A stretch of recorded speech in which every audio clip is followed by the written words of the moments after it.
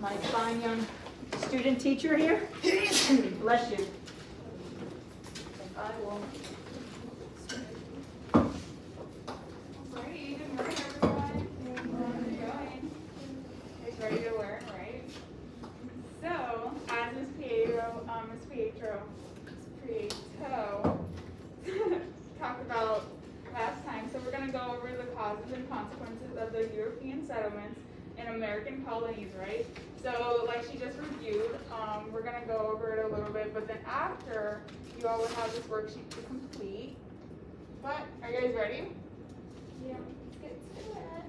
Alrighty, so the objectives, right? So at the end of this, you're going to be able to explain like why England wanted to establish colonies in North America. Does anyone have a reason? Do you know why? They wanted to add to their empire.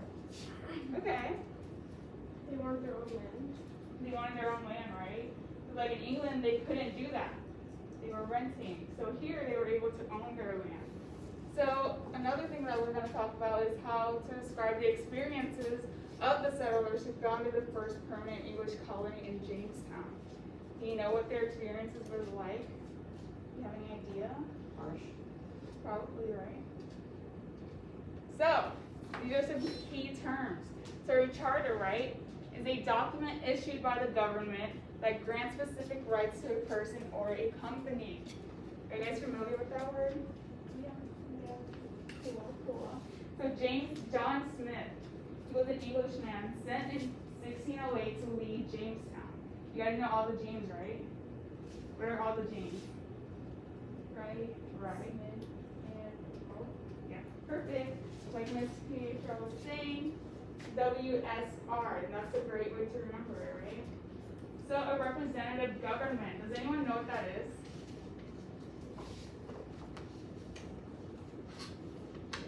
Where you get to choose who represents you? Yeah, it's kind of like in the U.S., right? We live in like a democracy, and we get to vote for our president to represent who we are. So yeah, it's a form of government in which voters elect people to make the laws for them. So Pocahontas, they were Native Americans who helped the Jamestown colonists in Virginia by providing food. So how did the English set up their first colonies? Do we know? So, England was a monarchy, but the powers of royalty were limited by law and by parliament. Do you guys know what a parliament is? The English government? Yeah. Is there like a word that you can use that we use now that will make you think of a parliament? Like law? Not what I'm looking for. Like what's a parliament in the U.S.? Congress, right. So parliament is just another word for Congress, or like House of Representatives, right? So they're essentially the people that make the laws for their country. So the king granted charters to groups of people who wanted to establish colonies. Then the colonies would provide new markets for English products and raw materials for English industries. So in the late 1500s, the English began to establish colonies on the east coast of North America. Some colonists came for land, others for gold, and still others for religious freedom. So Ms. Pietro is going to talk about more like how religious freedom was a big thing for these people, right? Because like they didn't have that freedom in their country. So the two early English colonies. So first Roanoke Colony.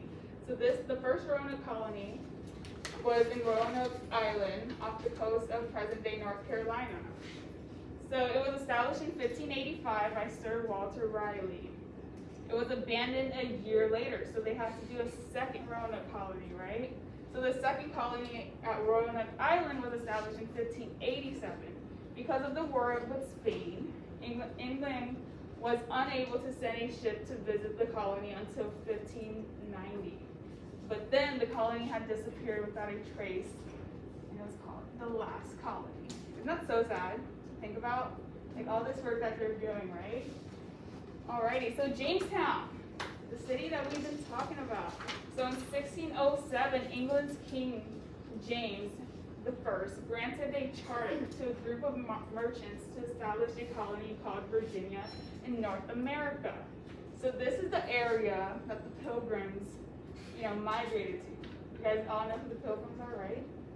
So we're going to talk about that a little more probably next week.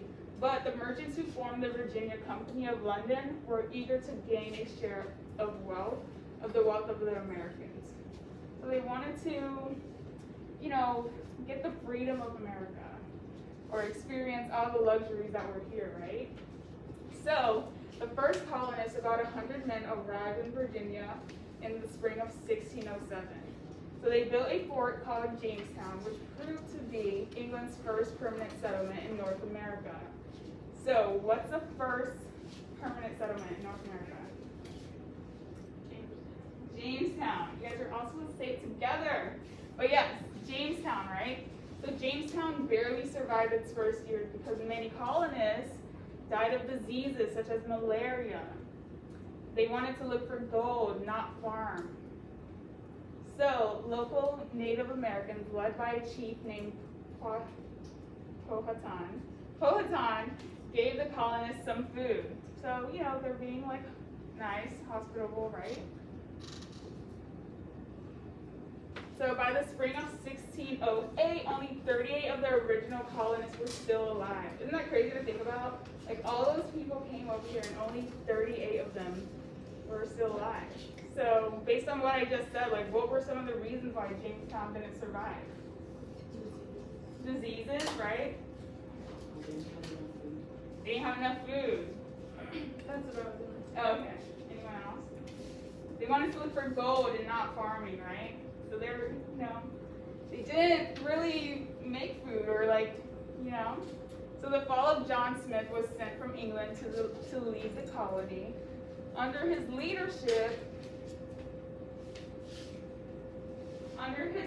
leadership, the colonists planted crops and built buildings. So because of John Smith taking the lead, all the people that were there were essentially able to make a better community to live in. So meanwhile, hundreds of new colonists, including the first English women to settle in Jamestown, arrived. So to get more food, Smith raided Native American villages, which angered Powhatan. So what do you guys think about this? He's coming, taking a little lead, trying to help the people that he's in charge of, right? But he steals from someone that essentially helped him. You guys remember what Powhatan did? He gave them food, right? Yeah. He gave them food when they had no food, just for him to go back and steal from him. Isn't that crazy? So Smith is saved by Powhatan's daughter, Pocahontas. So in the fall of 1609, Smith returned to England after being injured in an explosion.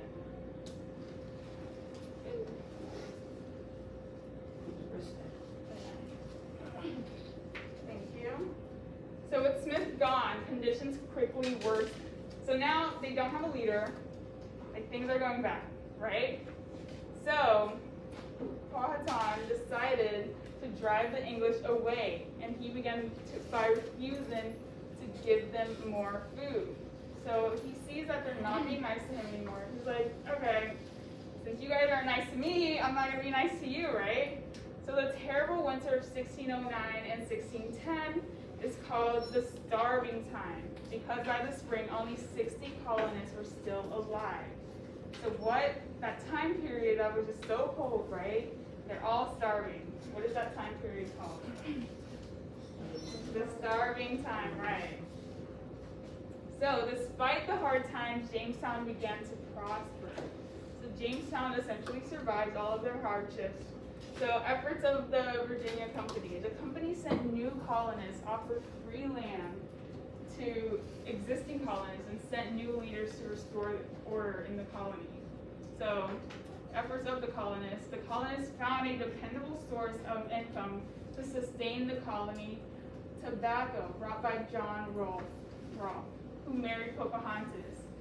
So you see where it says the colonists found a dependable source of income, how do you think they were able to obtain that?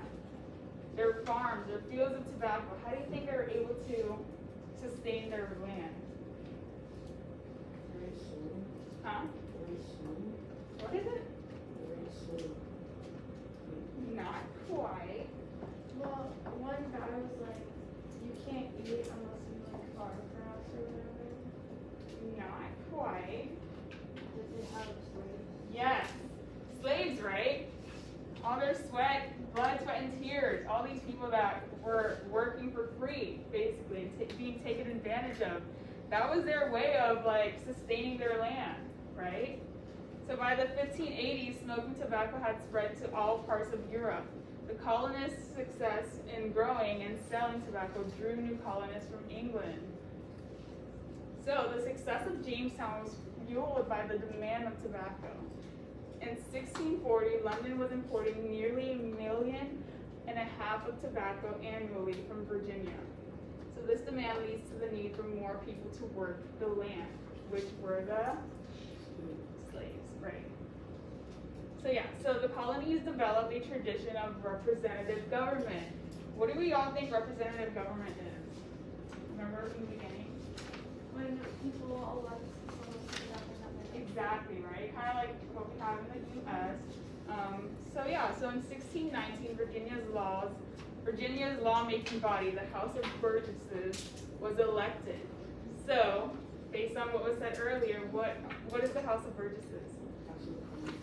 Basically their Congress, right? Or like the House of Representatives, a group of people that represent who they are.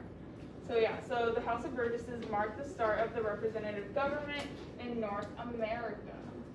So in 1619, a Dutch ship arrived from the West Indies and sold 20 Africans to the Virginia colonists as slaves. In the early days of the colony, enslaved people had a chance to earn their freedom after working a certain number of years. Permanent slavery for Africans was not established in Virginia until the late 1600s. So during the winter of 1620 and 1621, half of the pilgrims died from hunger or disease. In the spring, a local chief gave the pilgrims food, and another Native American named Squanto and Samoset taught the pilgrims how to plant crops. So here the Native Americans go again, right? Being so nice with their land and essentially teaching these people how to take care of their land, right? So in the fall of 1621, the pilgrims set aside a day to give thanks, which is now celebrated as the first, what do we all think it is? Thanksgiving, that we still celebrate to this day. Yeah. Okay. So afterward, we're gonna, like I said before, we're gonna now do the worksheet with the review. So now you guys know all the information, right? So you should be able to do the review and the worksheet well. So are you guys ready? Ready. Awesome. Does everyone need a hard copy or? Yeah, does everyone have their Chromebooks?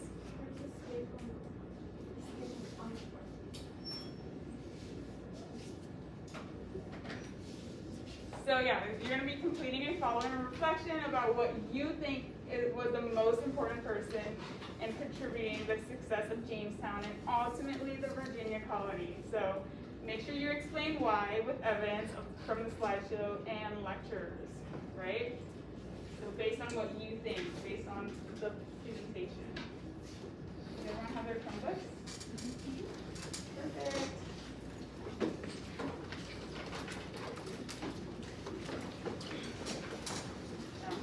You guys can also feel free to work in groups if you would like. I'll be walking around, making sure you guys are all good.